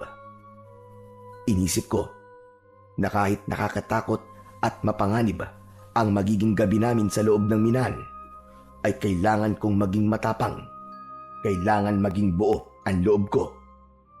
Kailangan ng mapatay ang aswang upang wala ng buhay ang mawala ng dahil sa aswang. Agad naming kinain ni Lolo Lauro ang pagkain para sa magbabantay sa minahan. Habang nakaupo ako sa ibabaw ng bato sa labas, ay lumapit si Lolo sa akin at inabot niya sa akin ang isang itak. Sinabi niya na yun ang gagamitin kong sandata kung sakaling magpakita sa gabing yun ang aswang. Lolo, paano po? Kumapatay po tayo ng aswang, gaya po ng nangyari sa mga ibang minero. Apo, huwag kang mag-isip ng ganyan. Ang isipin mo ay ang tagumpay natin. Isipin mo, kapag napatay natin ang aswang na yon, ay magiging normal na ulit ang lahat dito sa minahan at wala nang mapapahamak na tao gawa ng aswang. Hindi ko po kasi maiwasang mag-isip, Lo, na baka may masamang mangyari po sa atin. Lalo na't kung sakali po, ay ito po ang unang beses na lalaban po ako sa isang aswang. Hindi ko po akalain, Lo, na sa edad ko pong ito ay magkakaroon na po ako ng ganito kabigat na responsibilidad. Alam mo, Eugene, Apo, normal lang sa isang tao na matakot. Pero tandaan mo na ang paglaban sa kasamaan ay wala sa edad o kasarian. Naniniwala ako na kaya mong gawin ang kayang gawin ng mas nakatatanda sa iyo, basta't manalig ka lamang sa iyong agimat at sa kapangyarihan ng ating Panginoong Diyos. Opo, maraming salamat po kasi palagi niyo pong pinapalakas ang loob ko. Dahil malaki ang tiwala ko sa iyo, Apo, hindi ko ibibigay sa iyo at ipagkakatiwala ang agimat na yan kung wala kang kakayahan na gamitin yan upang ipagtanggol ang kabutihan laban sa mga aswang. Matapos ang aming pag-uusap ng aking Lolo Lauro, ay nagpatuloy na kami sa pagbabantay sa loob ng minahan. Nilakasan ko ang aking pakiramdam upang kung sakaling nasa paligid na ang aswang, ay mabilis kong masasabi kay Lolo.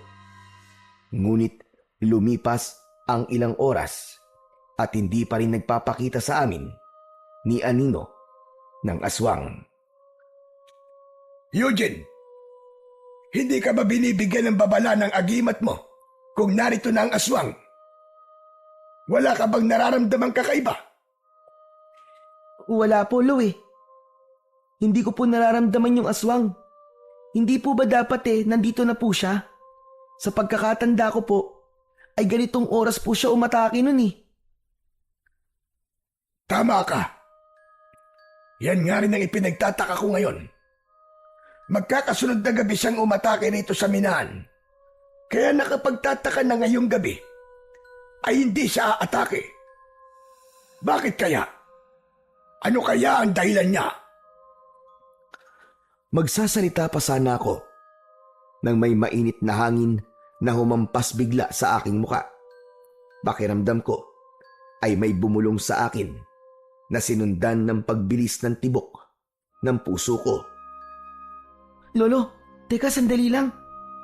Naalala ko po. Hindi po ba sinabi po natin kay Aling Ramona na sa bahay na po ni Mang Donato dinadala mga gintong nakukuha dito sa minahan? Hindi po kaya wala pa rin po dito hanggang ngayon ng aswang ay dahil sa bahay po siya ni Mang Donato aatake para kunin po doon ang mga ginto. Diyos ko! Oo nga po! Tama ka! Kung ganun, ay kailangan natin magpunta sa bahay ni Donato at baka kung ano na nangyayari sa kanya ngayon. Halika! Magmadali na tayo! Nagmamadali kaming sumakay ni Lolo Lauro sa kabayo na ginagamit namin sa paghatid ng mga ginto sa iba't ibang baryo. Mabilis na pinatakbo ni Lolo Lauro ang kabayo dahil naghahabol na kami ng oras. Kahit alam naming masama ang ugali ni Mang Donato, ay hindi pa rin namin kayang hayaan na mamatay siya sa kamay ng aswang. Sa wakas, ay nakarating na kami sa labas ng bahay ni Mang Donato. Isa yung konkreto at malaking bahay na nakatayo sa isang malawak na lupain. Pagbaba namin ng kabayo, ay napansin kagad namin na nakabukas ang pinto ng bahay. Nahihintakutang nagkatinginan kami ni Lolo Lauro nang marinig namin ng pagsigaw ni Mang Donato mula sa loob ng kanyang bahay. Diyos ko po! Heto na! Tama nga sinabi mo, Apo! Nandito nga si Ramona! Nandito ang aswang! Tara na po, Lo! Iligtas po natin si Mang Donato! Baka mamaya ay mapatay siya ng aswang! Mabilis kaming tumakbo ni Lolo Lauro papasok sa malaking bahay ni Mang Donato. Patuloy naming naririnig ang pagsigaw ni Mang Donato mula sa ikalawang palapag. Umakyat kami sa hagdan at isang pintong nakabukas ang nakita namin. Pumasok kami sa pintong yon at tumambad sa amin si Mang Donato na sugatan at dugo ang nakahandusay sa sahig. Naliligo ito sa sariling dugo. Naroon din ng aswang na nakatayo sa paanan ni Mang Donato. Sabay na napatingin si Mang Donato at ang aswang sa amin ni Lolo. Mabuti't dumating kayo! Tulungan niyo ako! Papatayin ako ng aswang na yan! Tulungan niyo ako!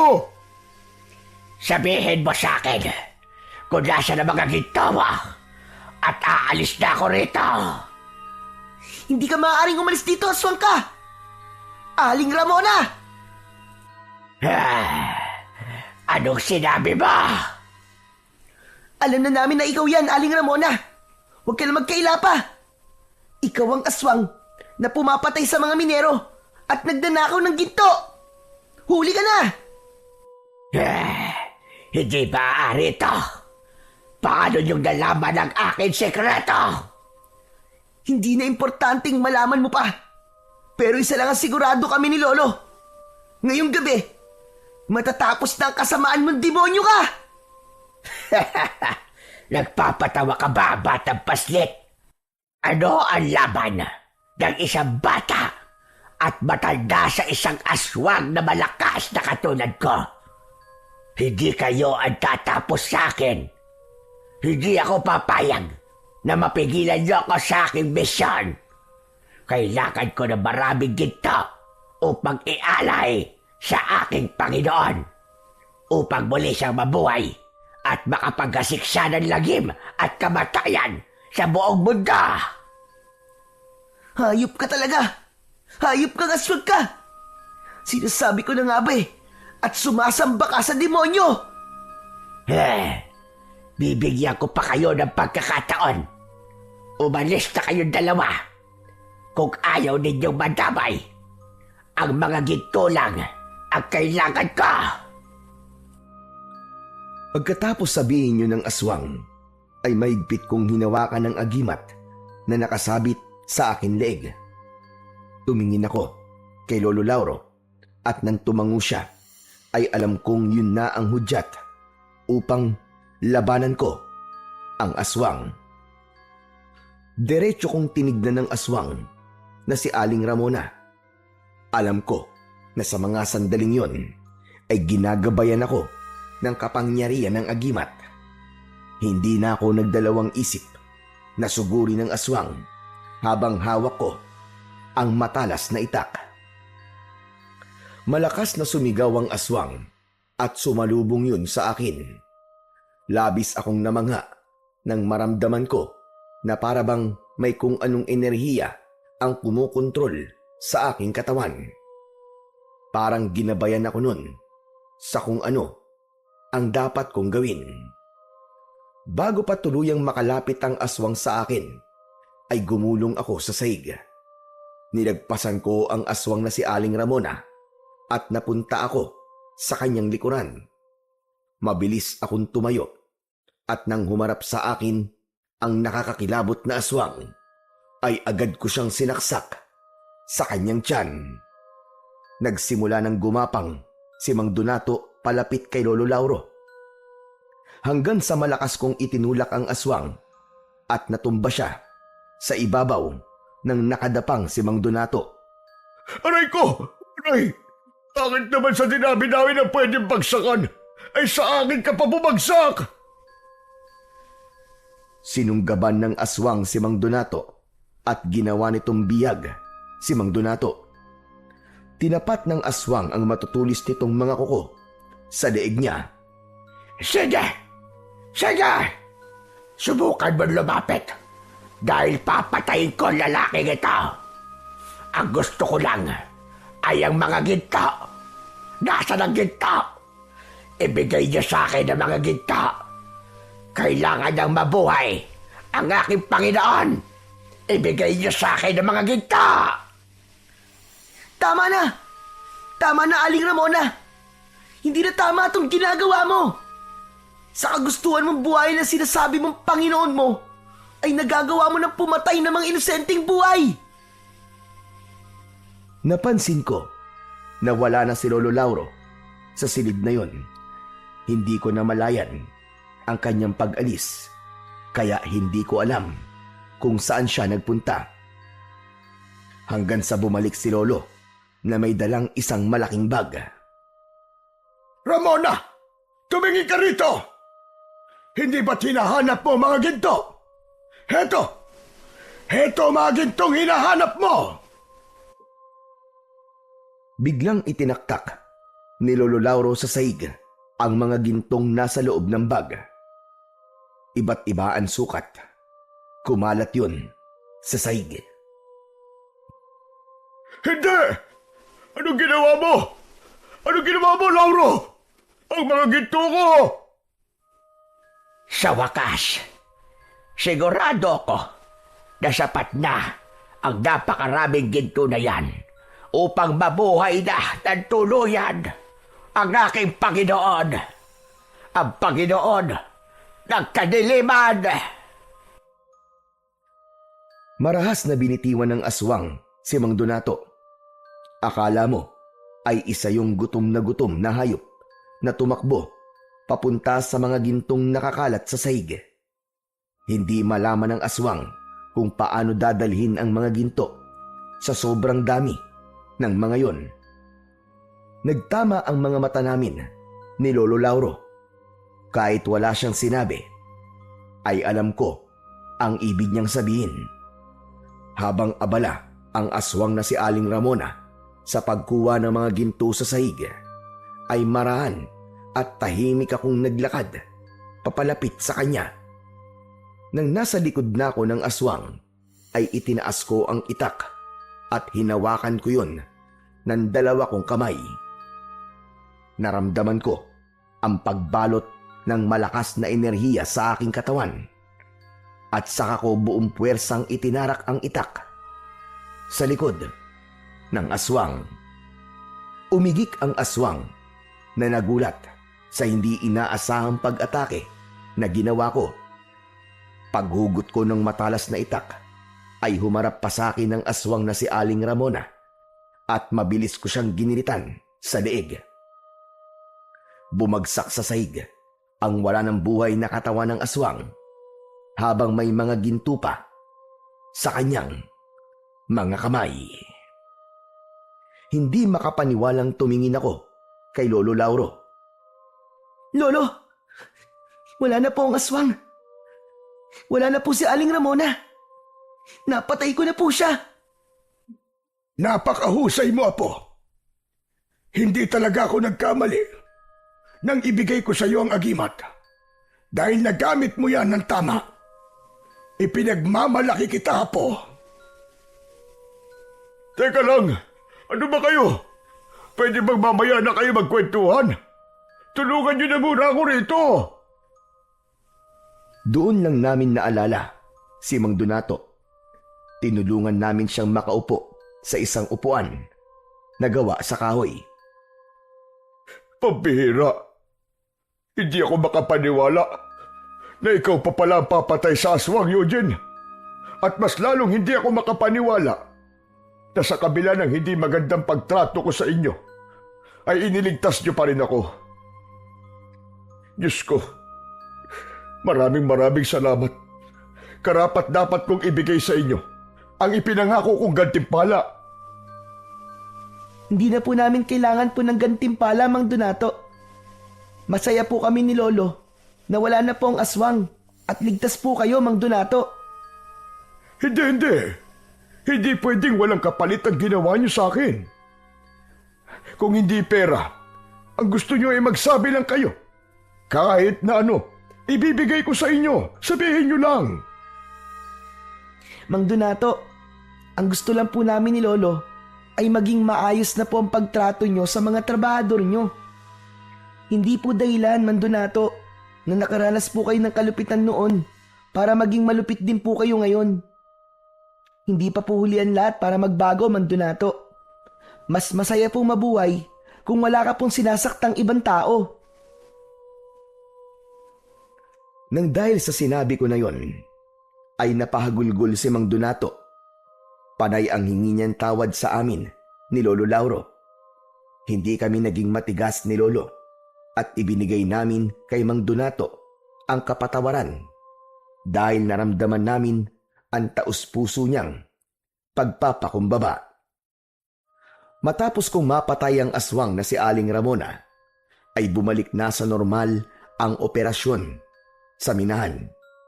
Si Mang Donato, na dating mapang-abuso, ay nagbago na. Naging mabait na siya sa mga trabahador at itinuring kaming parang pamilya. Binabayaran pa niya ang utang namin ni Lolo Lauro sa bangko bilang pasasalamat sa ginawa namin. Sa tulong niya, nakapagsimula kami ng maliit na negosyo habang patuloy pa rin kaming tumutulong sa mga minero. Isang araw, ibinaon namin ni Lolo sa lupa ang ribulto ni Aling Ramona kasama ang mga ginto. Alam naming yun ang tanging paraan para tuluyan ng mapigilan ang pagkakabuhay ng Panginoon ni Aling Ramona. Ipinagpatuloy ko pa rin ang pagsasanay sa paggamit ng agimat.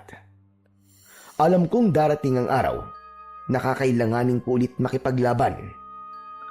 At sa lahat ng nangyari, natutunan ko na hindi sukatan ng edad para maging bayani dahil ang mahalaga sa lahat ay ang tapang na lumaban para sa kabutihan at katarungan.